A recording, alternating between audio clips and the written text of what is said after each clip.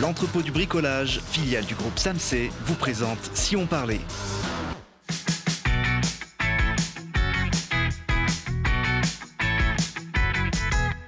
Allez, bonjour à tous, bienvenue dans Si on parlait. J'avais invité le Père Noël dans cette émission, mais malheureusement il n'est pas disponible cette semaine. Alors je compense avec 4 Mères Noël qui sont à mes côtés. Bienvenue Julie. Bonjour. Ah, tu as presque l'écharpe du Père Noël. Donc exactement, je me suis mise dans de bonnes conditions là. Très bien, on verra avec toi tout à l'heure ce que tu nous proposes de faire pour nous occuper dans les prochains jours. À côté de Julie, Solène, bonjour. Salut. Solène Petitjean du collectif Les Mondaines, qui nous suit toutes les semaines sur Telegram Lab, qui nous ouvre l'esprit sur des bons plans, des innovations. Et là, j'ai l'impression qu'on va parler de nouvelles technologies tout à l'heure.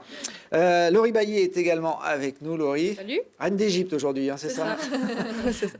Très bien, bon, eh ben, on verra ça en fin d'émission. Et puis on va démarrer avec l'une des plus grandes spécialistes de nivologie en France, même au moins, monde. rien que ça. Charlotte. Oui, voilà, aujourd'hui. C'est devenu ta passion. Hein. Exactement, au point que j'en ai fait toute ma chronique. Donc aujourd'hui, je prends ma casquette scientifique pour vous parler de quelque chose unique en France et qui se passe en Isère.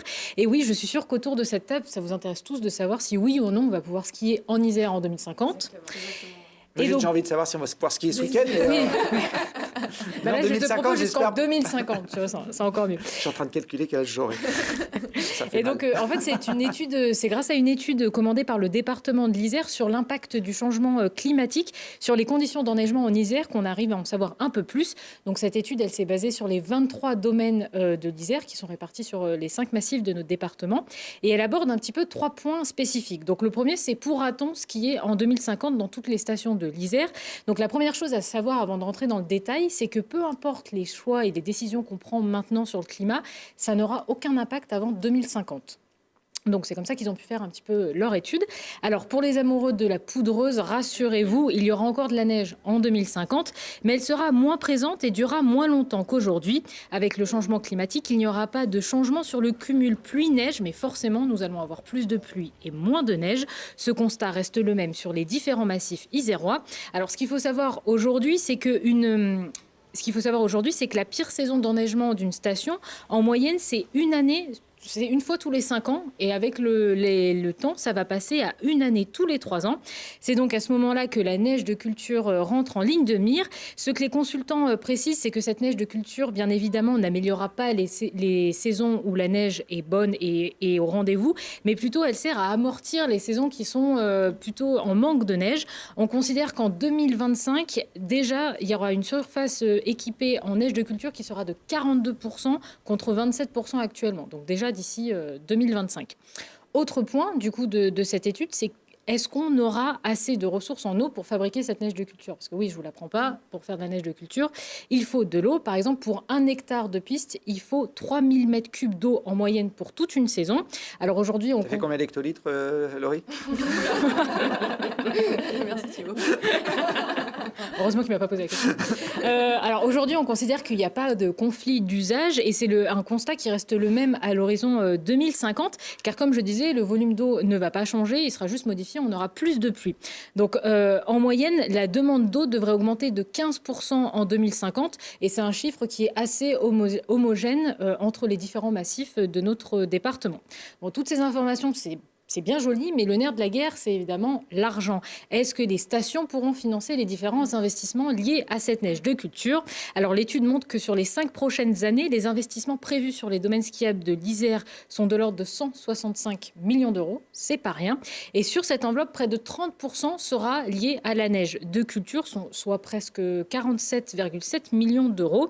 Et alors sur cette somme, il y a bien sûr les ressources en eau qui vont avoir un gros impact avec les retenues collinaires, là, comme on voit sur les images. Il y a aussi tout ce qui va être réseau et équipement avec des enneigeurs.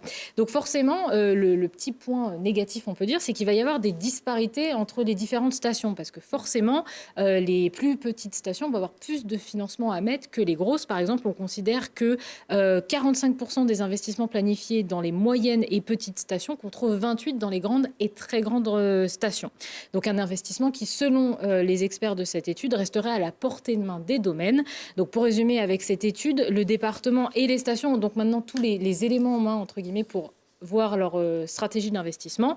mais que tout le monde se rassure, apparemment, les 23 stations de l'Isère ne sont pas condamnées à l'horizon 2050.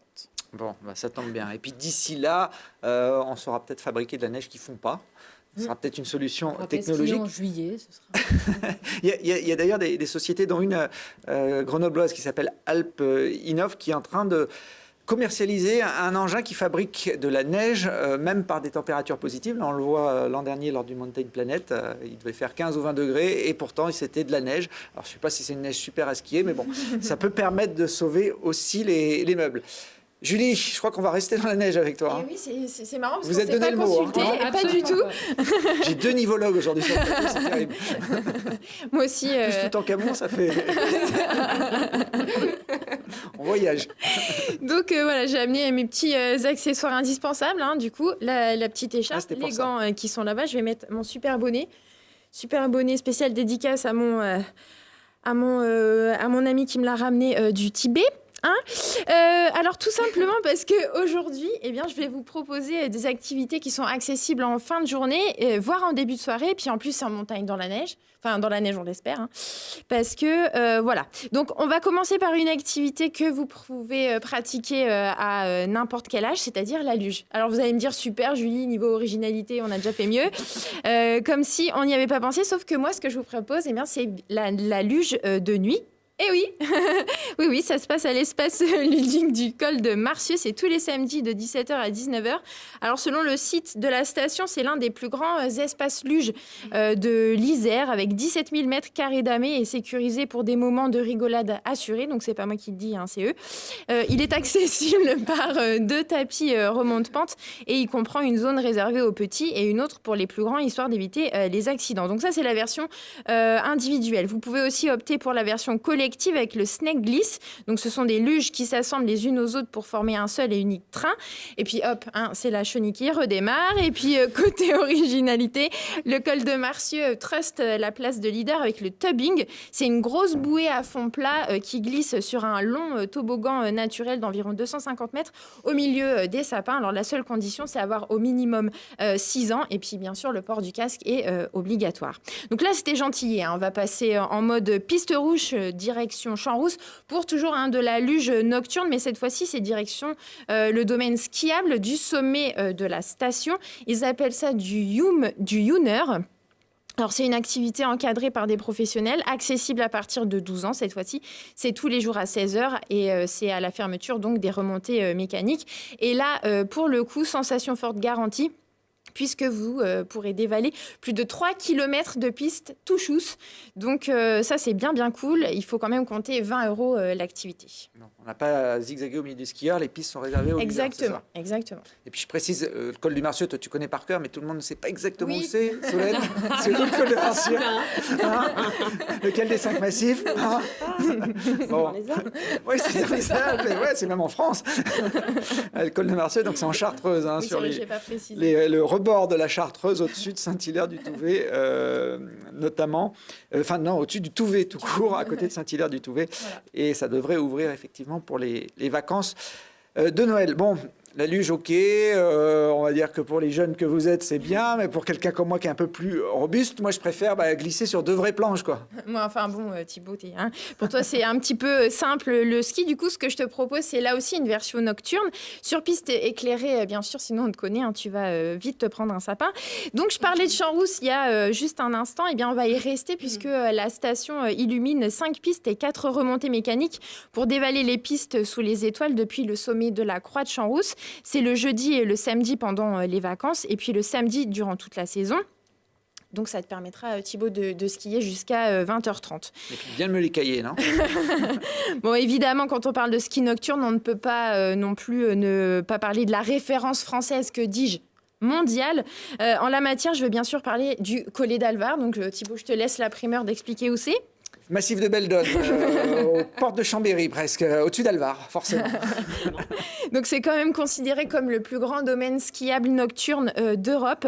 En plus, petit cadeau de Noël avant l'heure, la station a décidé d'offrir 5 km de pistes supplémentaires aux skieurs. Donc le domaine prend plus de hauteur et propose 15 km illuminés de grands projecteurs sur le super collé, desservi par 3 télésièges et un téléski. Donc rendez-vous tous les mardis et vendredis des vacances de 20h à 22h. Ouais, c'est simple, ils ont pratiquement illuminé toute la station. C'est à peu près ça.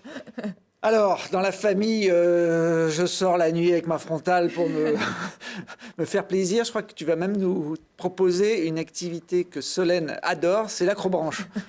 Et Laurie aussi d'ailleurs, c'est une activité taillée sur mesure pour Laurie. Donc vous savez tous à peu près à quoi ressemble l'acrobranche. Donc c'est des parcours un peu périlleux à plusieurs mètres de haut, le tout dans les arbres.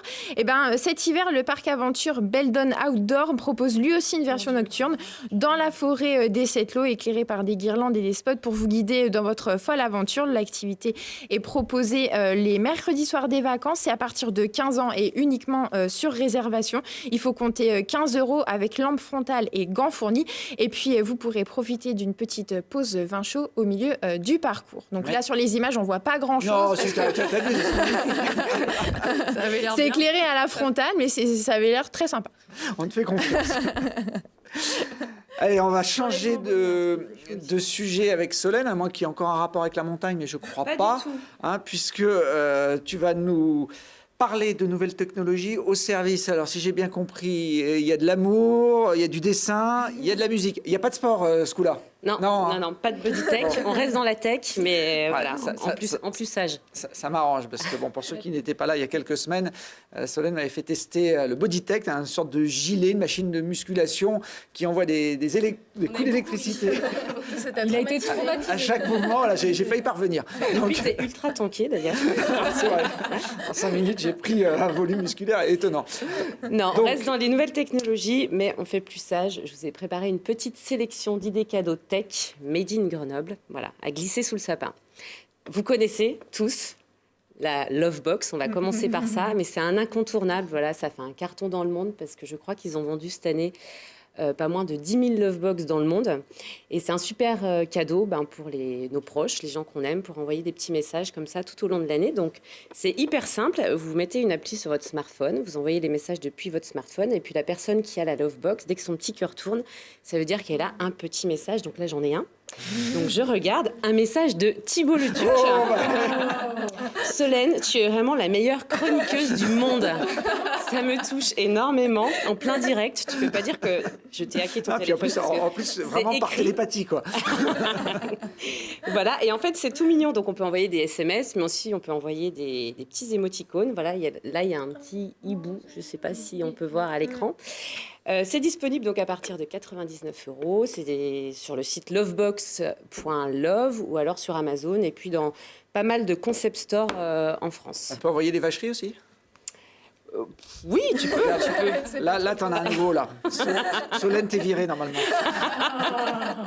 Non, il l'a pas retenu. Il l'a pas retenu. C'est vraiment que les messages d'amour.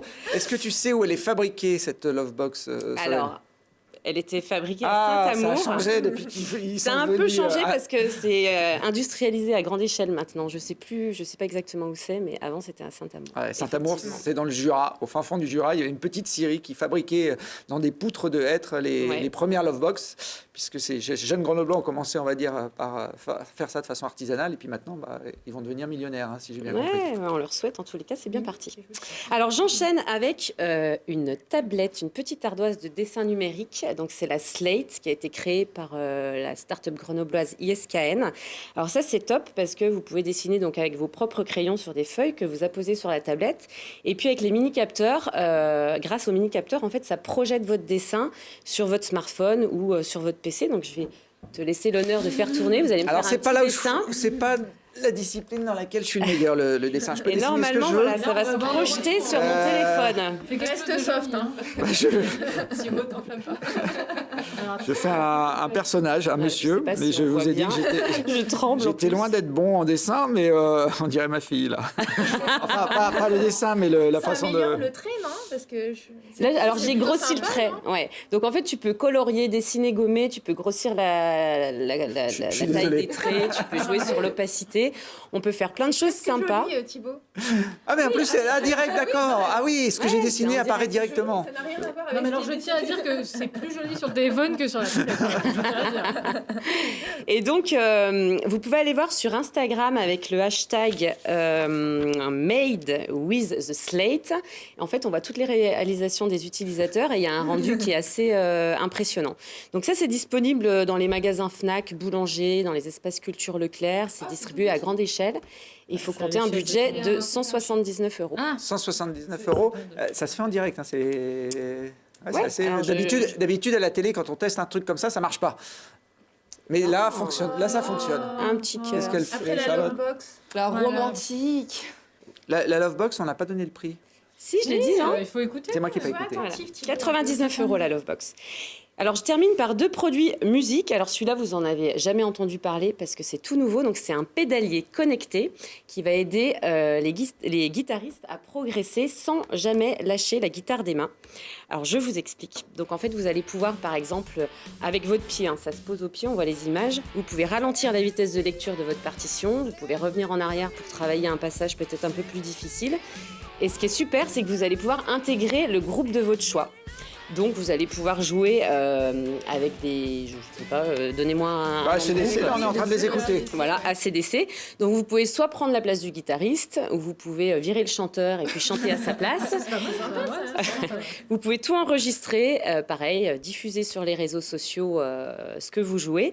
Et puis, donc, ça s'accompagne d'un logiciel que vous installez sur votre PC. Et ce qui est bien, c'est qu'à l'écran, vous allez pouvoir avoir votre piste de lecture, les tutos vidéo où on voit comment vous placez vos doigts, et puis toute la partie audio. Et généralement, quand on apprend à jouer de la guitare, et bien souvent, on va sur YouTube pour voir comment on place les doigts. Donc, on est toujours en train de lâcher sa guitare.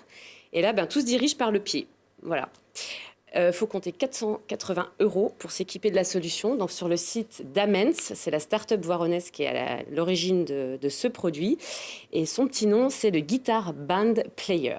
Guitar Band Player, il faut quand même savoir jouer un minimum de Un la petit guitare. peu, mais moi je débute et puis ça m'a... Je suis les vidéos et ça fonctionne. Ouais, j'arrive à progresser assez facilement. Ouais. Ah, la prochaine fois, tu viendras avec la guitare. Évidemment. Alors, on vérifiera. Et je On ne termine bluffe pas comme ça, quoi. rapidement sur les enceintes. Thibaut, tu nous fais la démo grenobloise. Maintenant que je suis musclé, je peux la sortir d'une main. Alors, normalement, tu ne devais pas faire ouche parce que c'est pas très lourd. Je devais dire, c'est pas lourd. Alors, je le dis pas, mais c'est pas très lourd, 7 kilos. Donc voilà, c'est nomade, c'est hyper pratique, c'est solide, c'est waterproof, donc ça pèse pas très lourd. C'est surtout hyper puissant parce que je crois qu'il y a plus de 200 watts. Et puis, c'est une autonomie de 15 heures. Donc, c'est parfait pour toutes les fiestas en tout genre. Mariage, anniversaire, les brunchs. Vous pouvez l'emmener en rando parce que ça se porte comme un sac à dos. Voilà, à la plage. Et puis, c'est fabriqué à Mélan, c'est fabriqué en fibre de lin, donc on est en éco-conception. Le design est hyper original et puis la connectique est très simple, ça fonctionne en Bluetooth. Donc, voilà, donc son prix 799 €. Ça se gâte, Voilà. hein. Et puis, C'est cher. ouais, je l'ai fait en mode crescendo. Et ils viennent de lancer une version d'intérieur, voilà, qui est un peu sur le même format et qui, elle, est disponible à partir de 989 € sur le site de popo.io. Donc là, elle est complètement autonome, en fait. Il n'y a pas de branchement, rien. Non, On se balade. non. Après, il faut la charger de temps en temps, mais ouais, comme ça, tu peux partir en rando, faire ton UT4M avec la PO sur le dos. Tu vas peut-être perdre un peu. Non, je suis costaud, puis tu l'as dit, c'est pas lourd. Hein. Non, c'est pas lourd. Donc Donc, voilà. Solène, si je résume, 799 plus 480, ça nous fait 1280 plus 179, ça nous fait 1449 plus 1549, quoi. En gros, tu nous as amené 1600 € de cadeaux. Non, mais Hein. la vraie Mais question, c'est que sympa. la semaine dernière, tu nous parlais de ton budget cadeau. On tient à dire aux Bah voilà. spectateurs Ah, qu'on n'a non, mais- toujours pas vu nos cadeaux. Donc peut-être que cette semaine- est-ce que cette semaine, ça fait partie des... Ils sont là. Si vous voulez vous servir, on attend la fin de l'émission. Mais c'est très sympa. Hein. Au Mondaine, on a les moyens. Donc, mais merci beaucoup. Moi, je pensais avoir juste des petits chocolats, mais là, Ouais, on était généreuse. je suis ravi. Bon, on va finir cette émission avec Laurie. Alors Laurie, elle ne s'est pas cassée cette semaine. Elle a regardé l'émission de la semaine dernière. Elle a vu dans la revue de presse qu'on parlait de l'Expo Égypte dans l'émission de Claire Chazal. Elle s'est dit, tiens, Bah oui, j'avais Si pas je faisais d'idée. ma chronique. Je me suis dit, bon, je me lance là-dessus. Ça avait l'air assez fastoche, mais pas vraiment. Alors, du coup, je voulais vous présenter l'expo avec cette très belle affiche expo Servir les dieux d'Égypte. Je ne sais pas si vous y êtes allé, Thibaut, est-ce que tu Pas y es encore, mais Voilà. il me reste encore quelques jours pour y aller, Elle se notamment pendant les termine vacances. le 27 janvier à Gauberne. Alors, c'est une exposition qui est organisée, sachez-le, avec le musée du Louvre. Et donc, pour l'occasion, le musée du Louvre, il a prêté 200 œuvres, en fait, certaines n'ont jamais été exposées. Et il y a aussi des prêts du British Museum, du musée de Berlin et celui de Vienne. Donc cette exposition Servir les dieux d'Égypte, comme vous le voyez, est consacrée à l'Égypte antique. Elle propose une plongée archéologique dans la puissante ville de Thèbes, il y a 3000 ans, donc entre 1069 et 655 avant JC, on est précis. JC donc Jean-Christophe. Je savais qu'il y avait une blague. Alors ici, on n'est pas dans le gigantisme des pyramides, c'est une immersion au cœur du temple de Karnak. C'est le plus grand temple d'Égypte qui constitue un centre politique et économique de première importance à cette époque-là. À l'intérieur, le clergé masculin et féminin qui assure une permanence religieuse. Donc l'exposition, avec ses 270 objets, propose d'approcher en 4 parties le fonctionnement de cette société autour du temple de Karnak. Alors la première partie de l'exposition situe sur le plan géographique et historique Thèbes à la 3e période. La deuxième partie invite le visiteur dans la nécropole où ont été découvertes certaines tombes du clergé masculin et féminin. La troisième partie conduit dans le temple où les prêtres occupent des fonctions politiques. Et la quatrième partie, la meilleure, me direz-vous, s'intéresse au rôle des femmes dans les temples, le rôle des femmes dans les temples, donc avec les oratrices du dieu Amon et les méconnues chanteuses d'Amon, qu'on appelait les maîtresses de maison, avec beaucoup de cercueils qui sont richement ornés. Donc sur le parcours, on retrouve notamment des statues, des colliers, des objets du trousseau funéraire du clergé, des stèles, du mobilier funéraire des femmes, du papyrus bien sûr, des cercueils extérieurs, cercueils intérieurs et aussi des couvertures. Alors l'expo, elle va avoir jusqu'au 26 janvier, mais l'histoire d'amour entre Grenoble et l'Égypte, elle va se poursuivre et elle date d'ailleurs de bien longtemps en arrière. Hein. C'est ça. Donc en fait, on parle de vague d'égyptomania sur Grenoble, car depuis le XVIIIe siècle et les expéditions dirigées par Napoléon Bonaparte, il y a un certain attrait pour l'Égypte par l'élite grenobloise. Certains objets prennent la route des collections privées, donc celle de Joseph Fourier notamment, qui était le préfet de l'Isère. De Thibaut, de combien Je ne sais pas quand, mais je suis allé dans sa fac de quand j'étais étudiant. 1802 à 1815. Et puis on pense bien sûr aux frères Champollion, donc Jean-François et Jacques-Joseph. Et on doit notamment à Jean-François le premier catalogue de la collection égyptienne qui s'intitule Introduction à l'Égypte sous les pharaons en 1811. Voilà, en 1811. Celui-là, je le bien connais. joué. Et donc voilà, donc ça précise, voilà, donc il y a eu beaucoup de dons et en fait c'est pour ça qu'aujourd'hui le musée de Grenoble a vraiment une riche collection d'antiquités égyptiennes, une collection qui compte parmi les 3 plus grandes en région, avec celle de Marseille et de Lyon. Est-ce que l'histoire d'amour entre Grenoble et l'Égypte va se poursuivre, Laurie? Et toujours à fond, et grâce à Marie et Sophie. Donc Marie et Sophie, elles sont restauratrices de sculptures depuis 30 ans et elles travaillent principalement avec le Louvre. Elles sont spécialistes d'œuvres égyptiennes. Elles étaient venues, donc avec ces images, on les a grâce à Charlotte, elles étaient venues en avril-mai dernier pour 3 semaines de travail à l'atelier de restauration du musée de Grenoble pour justement, donc, comme on le voit, restaurer les objets, les cercueils, pour leur redonner de belles couleurs à l'époque, à l'ouverture de l'exposition en octobre. Et l'amour continue toujours avec, en région grenobloise, le manoir Champollion, on voit sur les images, qui est situé à Vif. C'est une demeure familiale de 300 mètres carrés sur 3 niveaux. Et en fait, cette demeure, donc, elle a été reprise par le département en 2001 pour en faire un musée, donc notamment sur les frères Champollion et sur Jean-François, l'égyptologue. Donc on parlera des frères, de Jean-François et d'Égypte, bien sûr, et pour une ouverture qui est prévue d'ici à 2020. Très bien. Voilà. Le musée est ouvert évidemment pendant les vacances de Noël? Exactement. Donc si vous voulez des infos, donc le tarif c'est 10 € l'entrée. Et puis après, il y a des visites qui sont guidées, donc le samedi, le dimanche à 14h30 et ouverture exceptionnelle le vendredi soir. Voilà. Bon, puis pour ceux qui se sont ruinés en achetant tous les cadeaux de Solène, c'est gratuit le premier dimanche du mois, donc le dimanche 5 janvier, vous pourrez découvrir cette expo avant qu'elle ferme. gratuitement au musée de Grenoble. J'ai une autre petite expo, alors qui n'a rien à voir, mais je leur ai dit que je leur ferai un petit clin d'œil. J'ai quelques images, ça se passe au plateau Mistral à la Villeneuve. Voilà, ce sont des filles, des jeunes filles de ce quartier qui, avec l'artiste Jean-Noël Zanetti, ont représenté leur tour notamment, qui sont en cours de destruction. Alors voilà, c'est très imagé, c'est très coloré, et vous pouvez aller jeter un œil sur cette expo pendant les vacances de Noël au plateau Mistral. On est en train d'ailleurs de déconstruire petit à petit les tours de ce quartier qui va changer de physionomie dans les années à venir. Et puis j'ai une bonne nouvelle pour vous les filles. Eh oui, l'île de la Tentation revient.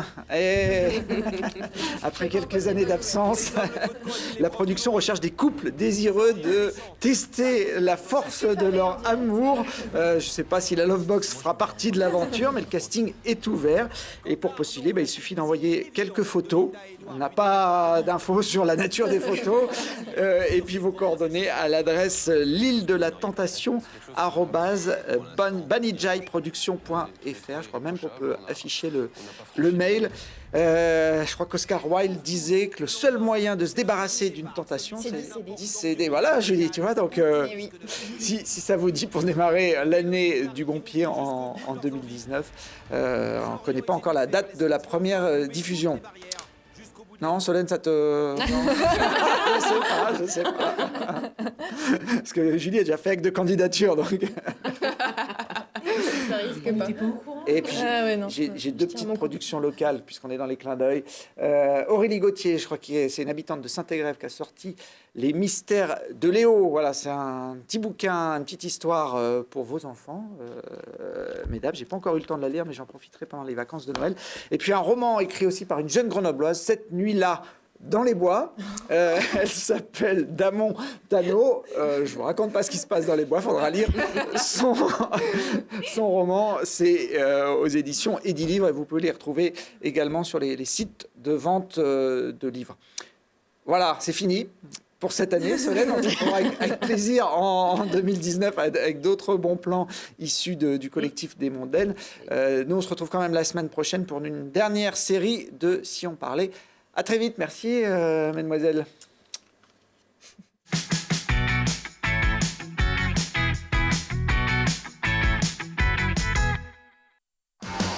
L'entrepôt du bricolage, filiale du groupe Samsé, vous a présenté Si on parlait.